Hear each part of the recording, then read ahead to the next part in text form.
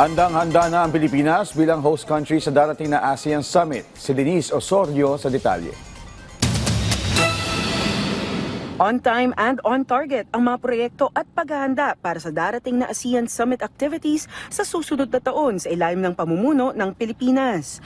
Ayon sa Department of Economy, Planning and Development, hindi nasagasaan ng mga budgetary anomaly issues ang pondong nakalaan para sa travel at logistical projects. Ipinaliwanag rin ni DepDev Secretary Arsenio Balisacan, 2 taon ang preparasyon para sa nasabing event. The ones that are really that have some serious problems are the flood-related projects. No? But the projects, particularly transport projects, most of these are ODA funded, and ODA projects were not affected at all by these controversies. No? There were no delays in the implementation of these projects.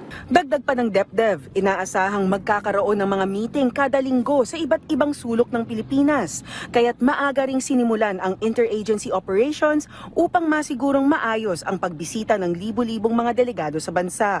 Bahagi rin ng paghahanda ang pagpapalakas ng halal-ready services dahil sa inaasahang laki ng bilang ng Muslim delegates at turistang dadalo. Given our airports are being fitted to be halal ready.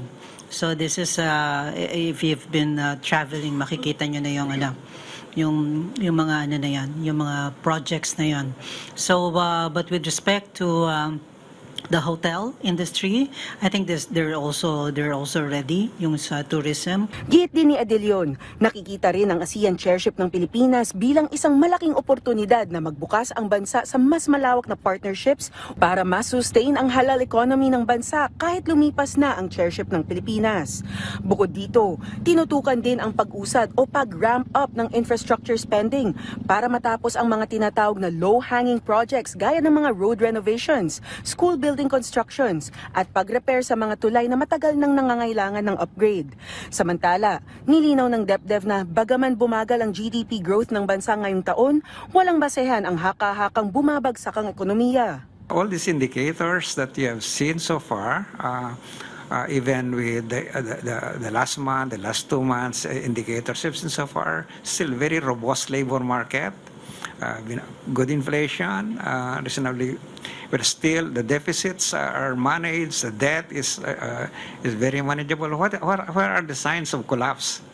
The growth has slowed down, yes, but that slowdown of growth does not mean collapse. Right? All right.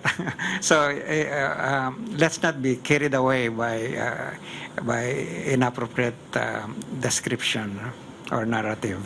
Dagdag pa ng DepDev, mahalaga ang pagtiyak ng accountability mechanisms at governance reforms para mapatatag ang pundasyon ng mid to long-term growth ng bansa sa harap ng global uncertainties. Denise Osorio, para sa Pambansang TV, sa Bagong Pilipinas.